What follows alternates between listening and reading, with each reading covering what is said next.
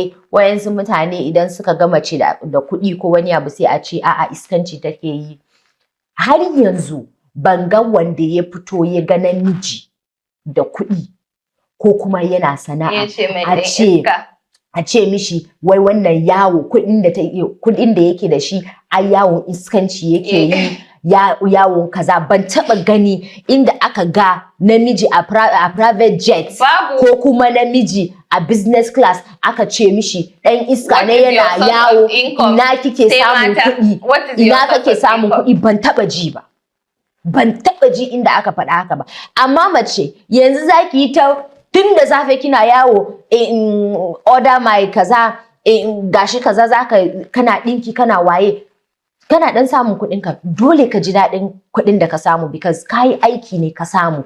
Amma za a yi maka kallon ɗan iska. Ni shawaran da zan bawa wa'annan like mutanen da suke tasowa suke so su yi sana'a, kar ku dubi abin da za a faɗa. In masallaci kake kwana sai an zage ka. In za ka ɗau Ƙur'ani ka ɗora a kanka kana yawo wai kai holy za a zage ka. Baka pleasing ɗan adam. Sannan kuma yau in kana da shi da kai za a yi, in baka da shi wala ba mai kallon ka, da kai da banza duk ɗaya ne.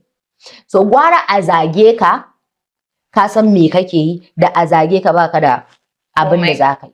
Ni shi ne kawai. Ni ina neman kuɗi saboda in rufa wa kaina asiri. Ina business saboda in taimaki nawa, in taimaki kaina.